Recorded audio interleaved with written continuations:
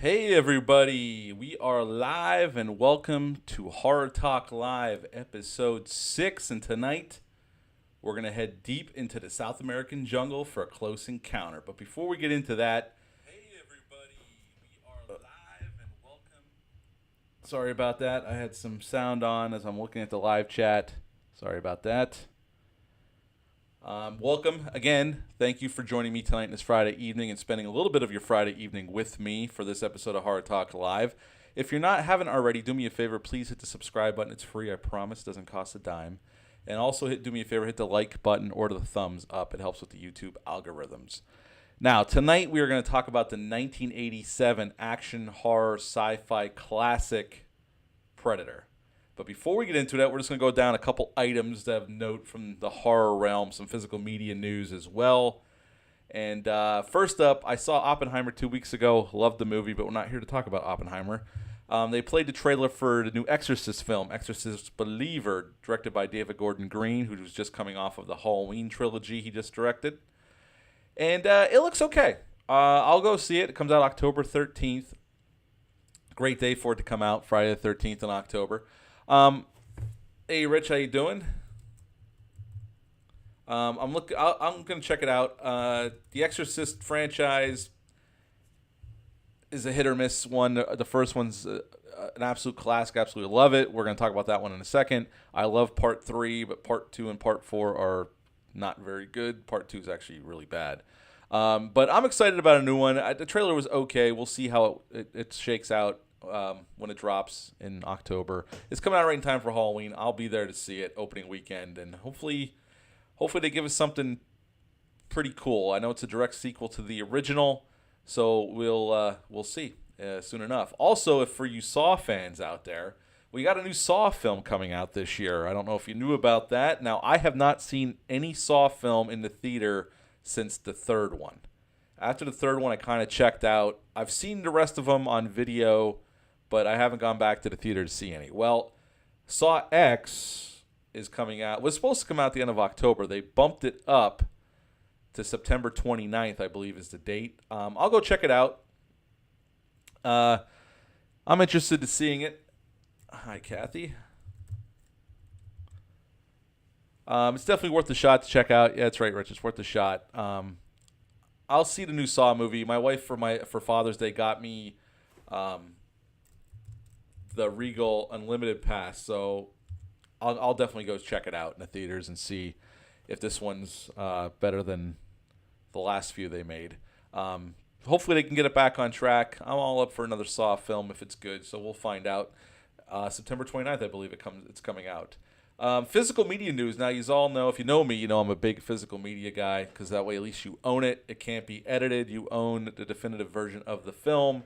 Because on streaming, Disney pulled some stuff where they edited some minor parts of movies, and I don't want to watch edited stuff. That's why I buy it, so I don't have to watch it edited. Yeah,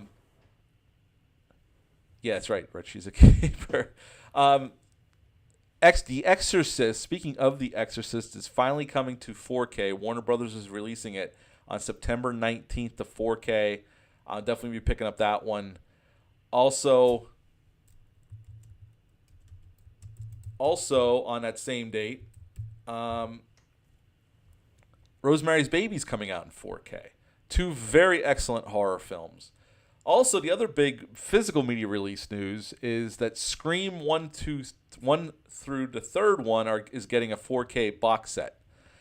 I already own the first one on 4K. I didn't pick up the second one yet on 4K. The third one I don't. I have it on. I have them all on Blu-ray, but I will probably pick the third one. You can get separate if you just want to pick it up separately. They're going to release the third one separately on 4K as well. And that little Scream news too.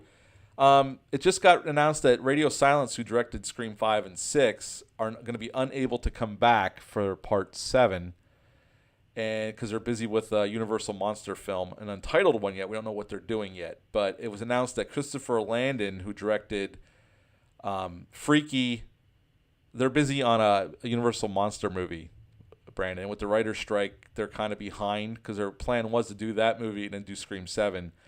But with the writer's strike, Paramount wants to get Scream 7 going as soon as the strike's over. So They brought in Christopher Landon to direct Scream 7. They announced it yesterday. He directed Happy Death Day 1 and 2. And he directed Freaky with Vince Vaughn, which I actually liked that film quite a bit. It was a big surprise movie when I saw it. It came out during the pandemic. It didn't do well at theaters, obviously because of that, but I bought it when it came out in digital, and actually it's actually a pretty good movie. Vince Vaughn's awesome in that movie as well.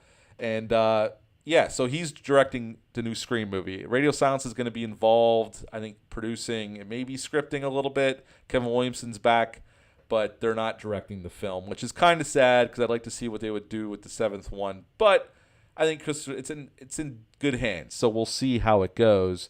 I'm excited for another Scream film. I mean, Scream 6 I did enjoy. I had my issues with it, but I did enjoy the film, so I am very much looking forward to the seventh one. So we'll see what happens, but I know with the writer's strike, a lot of things are in limbo right now in Hollywood. So yeah, Radio Silence isn't coming back, unfortunately, but a very capable horror director is stepping in, so we'll see what happens. And we'll see if Neve Campbell comes back. There's rumors she may come back. There's rumors Stu may come back. I don't think that's going to happen, but people have been saying that for a while now, but I don't think Stu's coming back. But maybe Neve Campbell might come back. Now, why don't we get on to the main event here, the one we all came here for, 1987's Predator. If you're like me, I've seen this film ad nauseum. I just watched it with my son last week for his first time. He was actually going to join me, but he has a friend over. He might pop in here then. I have a microphone set up for him. Now, Predator came out June 12th of 1987. It's rated R. It's an hour and 47 minutes long. Had a budget of $15 million. And upon release that summer, it made $59 million in America and $98 million worldwide. It actually opened up. It was the second highest opening of the summer. The first highest opening of the summer was Beverly Hills Cop 2. And in this film, John McTiernan directed this film. He was coming off a film called Nomads that he directed. It was like an independent type film, low budget, with Pierce Brosnan. I've never seen it, actually. And they brought John McTiernan in. Now, John McTiernan is legendary because some people would say infamous because he had his legal problems. But we're not talking about those. We're talking about his directing career. He directed this film, Die Hard, and The Hunt for Red October back to back to back. Now, that's a hell of a threesome right there. Yeah, hopefully he comes in here so I can have him give his thoughts on Arnold there, Brandon. He quite enjoyed Arnold. He wants to watch Commando, which I'm all for. He wants to watch Predator 2 as well, which I may let him watch the second one as well. John McTiernan with Predator, Die Hard, and The Hunt for Red October. Then he went on to Last Action Hero, which is way better than it gets credit for. And then he came back and did Die Hard with a Vengeance, which I think is a really, really good sequel. I mean, he's definitely, in my book, just for those few films that he did, he's one of the best action directors of all time. And he definitely proves it here. And we'll get into that as we go along. Let's get into the cast of this bad boy before we get into the plot here. Oh, yeah, definitely, Brandon. Those three movies, I love all three of those movies. The cast here is amazing. And at the time, you might be able to hear my dog, Zoe, barking. My son's buddy's mom came to pick him up. She's down there barking. So the mic, I can hear it in my headphones. I don't know if you guys could hear it at all, but I can hear it. The cast for this film at the time, yeah, Brandon, absolutely. Last Action Hero is severely underrated. It's way better than people give it credit for. It's definitely worth a rewatch if you haven't seen it in a very long time. The cast here, I mean, the thing that always blew me away when I first saw it, I mean, these were some of the biggest, buff, stacked dudes in Hollywood at the time when they made this film. I mean, you got Arnold, Jack to the Nines, playing Dutch, the leader of this elite commando group rescue team that gets brought in by Dylan, and we'll talk about Dylan in a second. And Schwarzenegger, honestly, I mean, the run he had in the 80s is legendary. He came off of Conan, just to talk about him for a second while we're on Arnold, the man, the myth, the legend. He had Conan the Barbarian in 82. He had Conan the Destroyer in 84, Terminator in 84, Commando in 85, Raw Deal in 86, and in 87 he had The Running Man, Predator. He had Red Heat in 88, and then he had Twins in 88. And then he would go on to do Kindergarten Cop, Terminator 2. What a run Arnold had. And then True Lies and Eraser. I mean, that's why Arnold's one of the best action stars of all time, even to this day. And he had a hell of a run going for him. And he plays Dutch in Predator.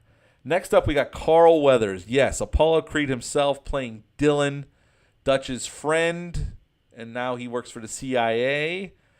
And we'll talk about his character. But even Carl Weathers, I mean, he had Rocky in '76. He was in Close Encounters of the Third Kind. I had to double check that. I'm like, he was in I couldn't remember him in Close Encounters, but he plays a military policeman in Close Encounters of the Third Kind. Then he had Rocky 2. He was in Death Hunt in '81 with Lee Marvin and Charles Bronson. And then he was in Rocky 3 in '82, Rocky 4 in '85. And then he had Predator, and then he did Action Jackson right after this because he was doing a couple pictures with Joel Silver, who produced this film. So Carl Weathers was on a roll then, and he's stacked here as well, and he was in really great shape in the '80s. And obviously, him and Arnold had the most manliest handshake ever in cinema in this film, and it's amazing and awesome and kick-ass to this day. Yeah, that's right, Rich. Conan. I haven't seen the Conans in a while. I own the first one. I haven't watched them in a while. I gotta rewatch those. Then we got Bill Duke playing Mac. He was in Commando with Schwarzenegger, and I've always loved Bill Duke when he shows up, and he's great here. We got Jesse Ventura. Yes, Jesse the Body Ventura playing Blaine. And this is his first movie role, but he was also in '87 in The Running Man with Schwarzenegger as well, and he got this role because of Schwarzenegger. And he's great here, and obviously he was in WWF before it was WWE back then. He had a wrestling career, and then he went on to acting. He was the governor, and then conspiracy theorist extraordinaire, but he's great here, especially when he wields that minigun. My God, the testosterone on screen here, we'll talk about that, is just amazing. We also got Sonny Landham, and what a legend this guy is. He's no longer with us, unfortunately. But Sonny Landham, besides being in some porno movies in the 70s, he was in 48 Hours with Walter Hill. He was in The Warriors in a small role for Walter Hill. And he was in Poltergeist, too, which I had to double-check that. I'm like, he was in Poltergeist? But he was in Poltergeist, in fact.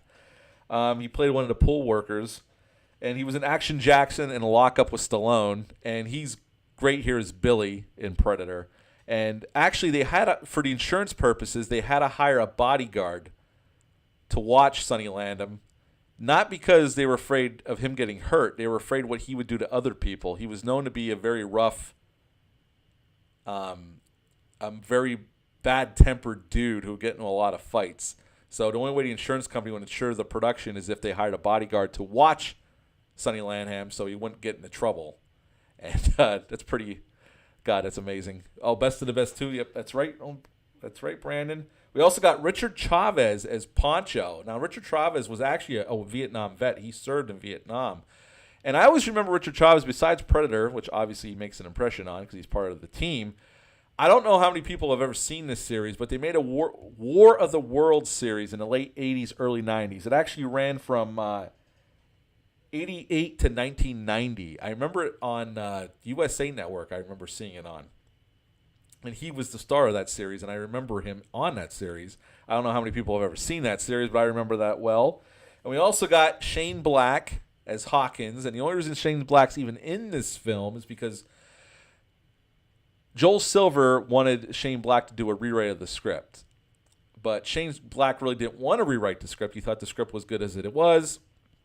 And Joel Silver figured the way to get him on location was to give him a role in the movie and have him take a look at the script. So that's how Shane Black ended up in this movie as Hawkins, the pea-joking guy, nerdy kind of dude, and we'll talk a little bit more about him in a second. And he was just coming off of selling his script for Lethal Weapon, so he was hot at the time in Hollywood. We also got R.G. Armstrong, a fabulous character actor who has many credits, more than I could ever state, and he plays the general. He only has a few moments in the beginning of the film and at the end of the film, and we'll talk about him. And that plays by Epinata Carlillo. I don't know if I'm saying her name right, but she plays the only woman in the film, Anna, who they take hostage when they get to the village. And Kevin Peter Hall, I have to say him because he plays the Predator in this film, taking over after Van Damme left, after Stan Winston came in and fixed the problems with the suit. And Kevin Peter Hall was coming off of Harry and the Hendersons. He played Harry in Harry and the Hendersons, and he would play the Predator in Predator 2 and other monsters throughout the year. Sadly, he is no longer with us as well. And now we're into the movie. I got lots of notes here. Now, quick plot synopsis. Predator starts off with a shot of showing a spaceship going towards the Earth, and then we're introduced Oh, absolutely. He saved this movie, Brandon. Absolutely. And it was thanks to a lot Schwarzenegger after the first suit didn't work out. Schwarzenegger recommended Stan Winston working with him on Terminator. So it was a natural fit for Winston to come in and he fixed. If you ever saw pictures of the other suit, and you can see pictures of it or video of it in the making of Predator, if it bleeds, it could kill it. They show the suit. And while that suit would be okay in any other like sci-fi horror film, but not for this film, they definitely upgraded, and we'll talk about that later. And then we get the best introduction, and I call this economic storytelling and setup. It's so simple, and McTiernan does it so brilliantly. We get the team coming in on a helicopter. We see some of the most badass-looking guys on the planet getting off this helicopter, and then that shot of Schwarzenegger lighting up a cigar, getting off, all jacked, walking towards the general. And we're introduced. Dylan's there, and they set up the plot. They set up what they need him to do, go into the jungle and rescue some people because they're a rescue team. And next thing we know, they're in the helicopter, and they're off. We see them getting out of the helicopter. They find a down helicopter, some skinned bodies. They think the guerrillas did it. They find a village, and then we get our first action scene to set up how competent and how really badass these guys are. And that action scene is top-tier stuff. I mean, John McTiernan knocks it out of the park. And you can see why he would go on to get Die Hard next, because Die Hard's considered one of the best action movies of all time, and I would even put Predator in that category of one of the best action movies of all time, along with horror and sci-fi. That action scene is spectacular, not only from just how it's staged, how the actors move. They actually look like a unit that's been working together for years, and they show how awesome they are by taking out this whole village of guerrillas. And this is when they find Anna. Now, already they've set up where we see the thermal vision. We don't know what it is, but showing us the spaceship in the beginning lets us believe something is out there waiting. And they start going towards the extraction point. They know more guerrillas are coming, closing on their location. And this is when Anna tries to get away, and Hawkins gets taken first. Shane Black gets killed first. The Predator takes his body, and then Blaine gets killed, and then one by one, our team of badasses get taken out. And finally, we're left with just Arnold versus the Predator. And we get mano a mano, and Dutch has to strip himself. He has no weapons left except for a few grenades. He makes a bow, some knives, and he has to go all primitive to fight the Predator. And it's a great fight. We get that great shot of the Predator taking his mask off and that hand-to-hand combat scene. And then Dutch... yeah, skill helped him, but a lot of luck because he was getting his ass kicked. Drops the log on the Predator. Predator self-detonates, and we get that final shot of Dutch in the helicopter getting taken away, looking exhausted and absolutely defeated. And that's the end of Predator. What to like about this film? Well, my favorite parts of the film, although I think the whole film is amazing, and please let me know down below what some of your favorite parts are. Let me know what some of your favorite one-liners are, too, because this movie has quite a bit. I love the setup. Obviously, how McTiernan sets up this team. Coming in a helicopter, they look badass, getting off. And as I meant by economical storytelling and how to tell a story and set up our characters quickly, that scene with Dutch and Dylan sets up their friendship, but Dutch being a little wary of this mission. He even says, we don't do this kind of work, and Dylan wants to go and be, part of their team, and Dutch doesn't like that, but he ends up accepting it. Then we get the helicopter ride into the jungle. That war cry is amazing before he throws the torch down into the wood pile. On that helicopter, we learn so much about their relationship between each guy. In this just short scene, we got music blaring.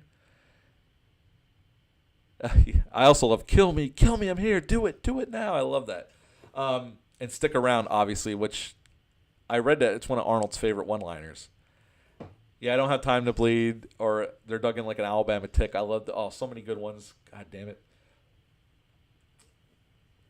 On that helicopter scene, I just love the interactions. Obviously, the guys aren't happy that Dylan's along for the ride.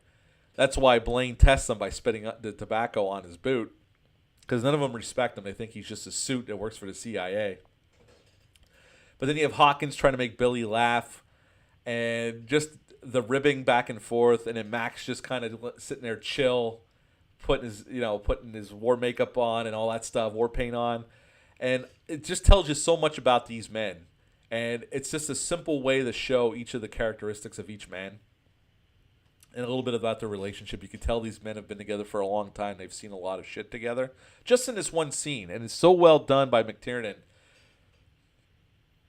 And then we get into the jungle. And McTiernan does a great job of making the jungle a character, making it oppressive. It's everywhere. It's thick. It's hard to see in a straight line of sight. And when they find the chopper and they have to climb up to it, it's all great stuff setting up. To them, they don't know that there's a creature out there. We kind of know as the audience because we saw the spaceship at the beginning, but they don't know there's a creature out there, and we haven't even seen it yet besides the thermal vision, so we don't know what's doing it. Then they find the skinned bodies, which I love that scene. It's such a surprising, if you've never seen it, I know it surprised my son. He actually jumped when they showed the bodies. He's like, oh my God, and he was kind of like a little grossed out by it, but that's all right. It's like really his first time seeing gore like that. So it should surprise him a little bit. And then the village scene, that first action scene, which I said when I was going through the plot synopsis. That opening action scene really shows how effective this unit is, how well they work together. And then obviously playing with that minigun, that badass minigun just tearing guys apart. Arnold just giving no shits, just blowing shit up and killing people left and right. And obviously the coup de grace is when Schwarzenegger whips that machete into the guy and he yells, stick around. He goes, stick around to him. I mean, pitch perfect, and McTiernan covers it all beautifully. He really was a great action director. Just the way the scene is set up, the geography of the scene, how the explosions, the gunfire.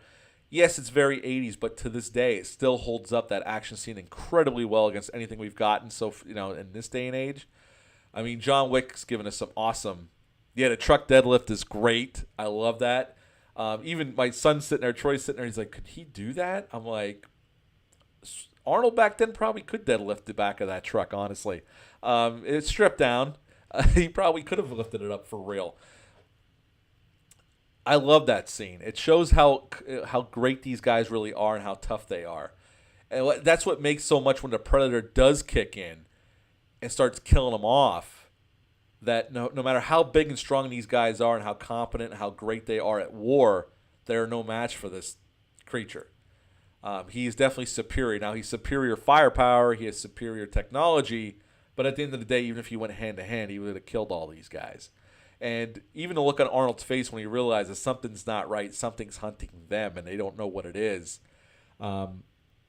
I love that look. And Arnold does give a really good performance here. He definitely does play the leader really well, and you can tell he cares about his men. And then the scene when they do all get killed very easily. Obviously, the scene when Hawkins gets taken and then they're searching for Hawkins' body. And then Blaine gets taken out with his chest getting blown out by the Predator, which is awesome. It's still a great shot. And when Mac picks up the minigun and they all come in and they all start firefighting at the trees, I mean, that scene is badass. Yes, it doesn't make much sense because they're wasting a shit ton of ammo. But it looks incredible on screen. And it gets your adrenaline pumping for sure. And then with them setting all the booby traps, I love that. Like, they go back to, like, just setting booby traps, trying to catch this thing. They still don't know what they're dealing with. And then when they finally get their first look at it, you have Mac and Dillon go off after it. I mean, we don't even get that much of looks at Predators. You only get the Predator. We only get glances at it. Glances here and there. You get to see it. But we don't get a good look at it until Arnold falls off that waterfall.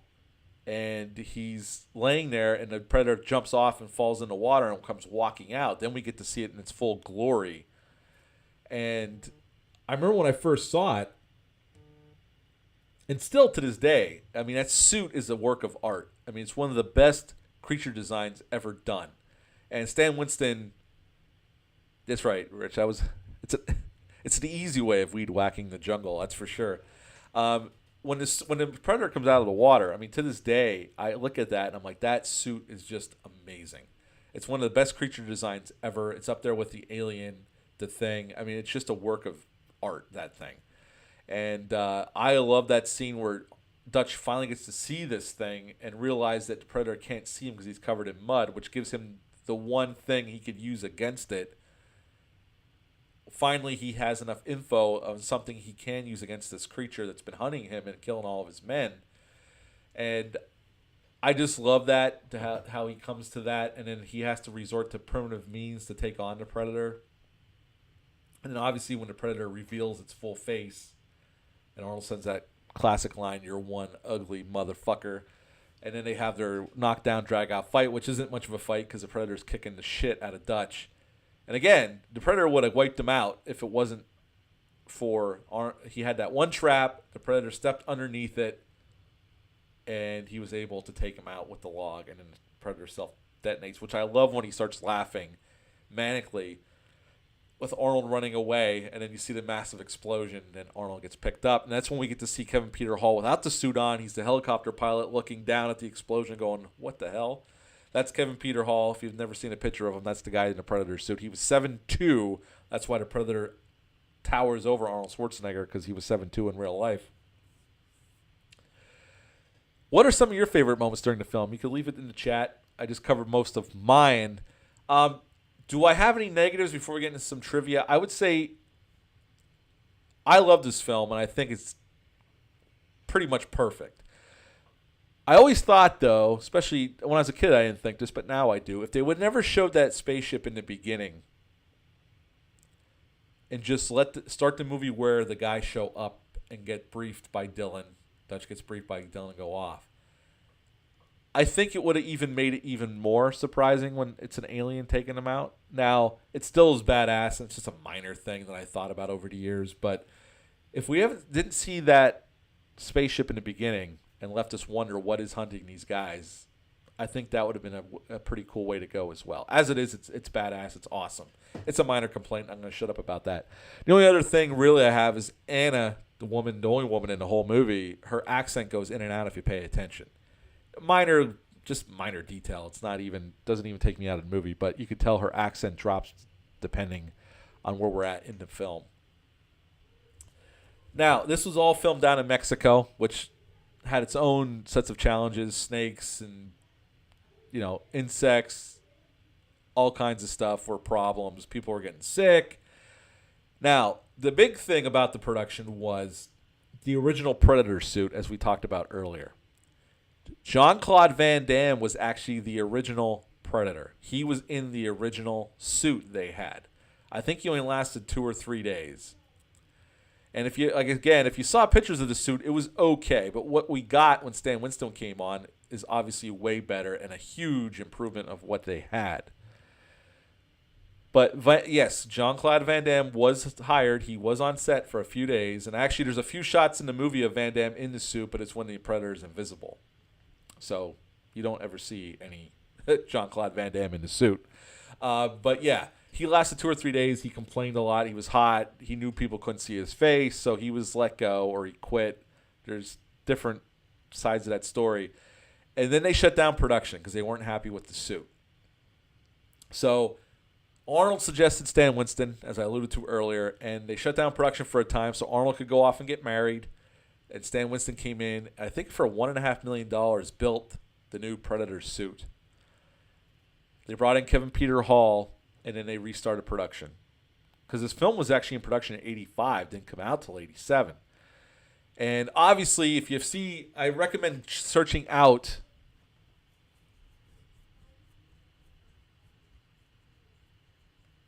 Yeah, that's right. That's right, Landon. Yep, Landon knows a ton about this. And Landon, feel free to throw in any trivia you got in the chat. He read the book on Arnold, The Last Action Hero, and he's been going through all the documentaries and that. So Landon knows a lot about Arnold and his career. To get the invisibility cloaking, my son just came in. They actually had the actor in an all-red suit, and they filmed it twice. And when they combined it, it would give the shadow or the illusion of another, or just a hint of something being there. The invisible clothing effect was done with a bright red suit. The red was removed with the chroma key techniques, leaving an empty area. The take was then repeated without the actors using 30% wider lenses. When these takes were combined, a vague outline of the alien could be seen within the background. That's how they achieved all that back in 85 when they filmed this. There you go. It's on. I think. Test it. Hello? Go ahead, talk. Okay, you're on. Hello? You're on. Uncle Richie said hi.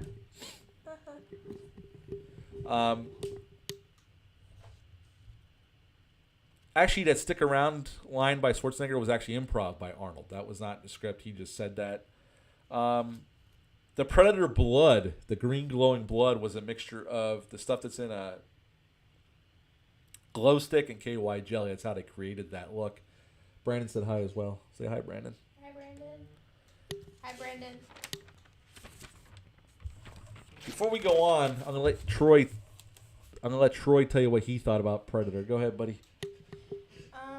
I liked it a lot. There could have been some like better special effects, but I do understand it was an older movie, so I did like it. Say hi, Nanny. Oh, hello. What he means by that is the effects. What he said, and obviously he's looking at it through 2023 eyes and movies with a lot of CGI.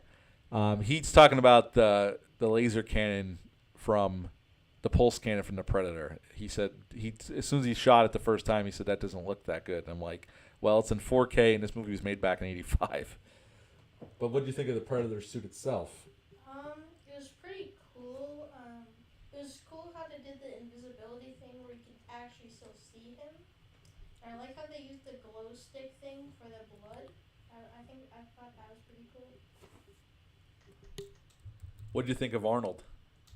Arnold did very good. I think he was one of the best. I think he did the best out of everyone who filmed the movie. Would you like to see more Arnold movies? Yes. Because you loved him in Terminator 2 as well, right? Yeah. He did great in these movies. Do you like the fight between the Predator and Arnold at the end? Yeah, at the end it was pretty cool how Arnold used the mud to hide himself, but then he got all washed off and stuff.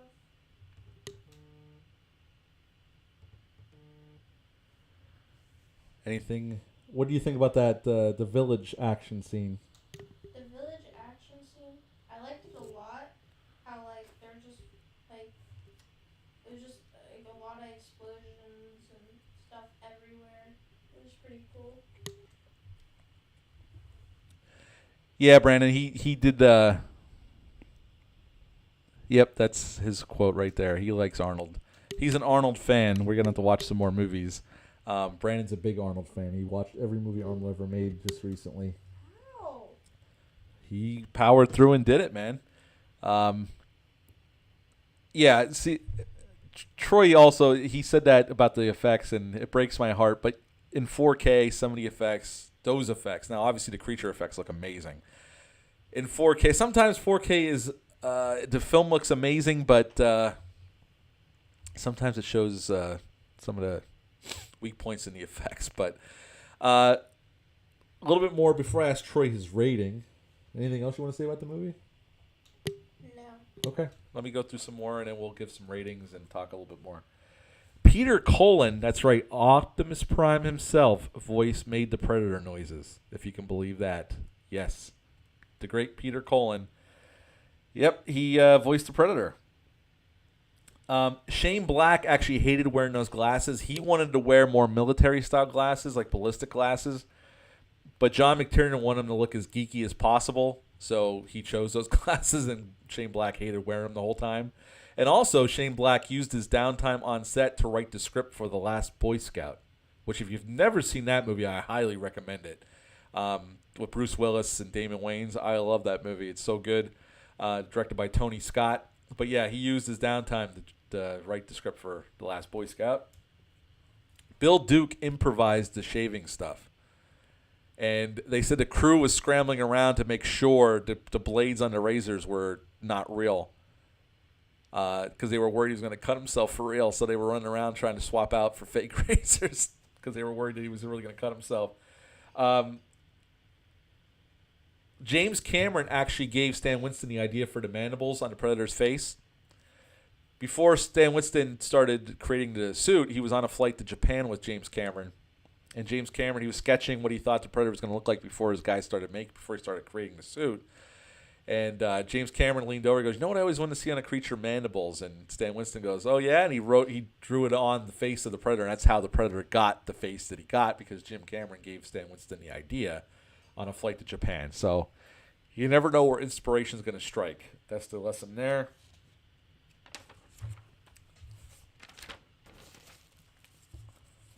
The original title for the film was called The Hunter. They changed that during production, mostly after Stan Winston redesigned the Predator suit. They changed the title to Predator, which Hunter's not a bad name, but I think obviously Predator is a better title. Alan Silvestri did the score for the film, and I love the score of this film. It's so iconic at this point. And he got the job basically because of his work on Back to the Future. And his score here, I love his score. It's just badass, and it gets your adrenaline pumping. And the screenplay, it was the first screenplay by John and Jim Thomas. And Brandon told me a funny anecdote about how they approached Arnold about the script. And I'm just going to retell it here, Brandon. If I tell it wrong, just jump in and correct me, please.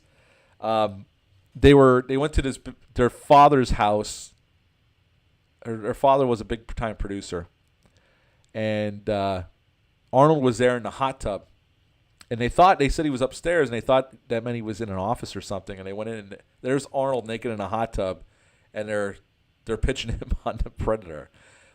Only in Hollywood could something that crazy. But I guess Arnold used to do that kind of thing as a joke, like just to make people uncomfortable.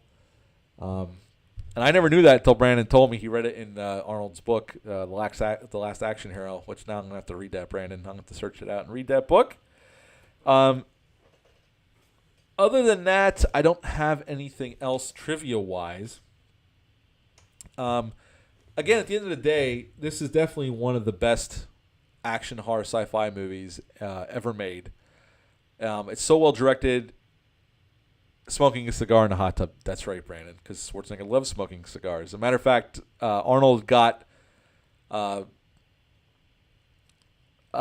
himself, Carl Weathers, smoking cigars on the set, because Carl was a football player in that, and he didn't smoke or anything, and he ended up smoking some cigars with Arnold on set, because Arnold would always offer it to him, and he just said okay, and he had a couple with Arnold. How could you say no to Arnold, especially back then?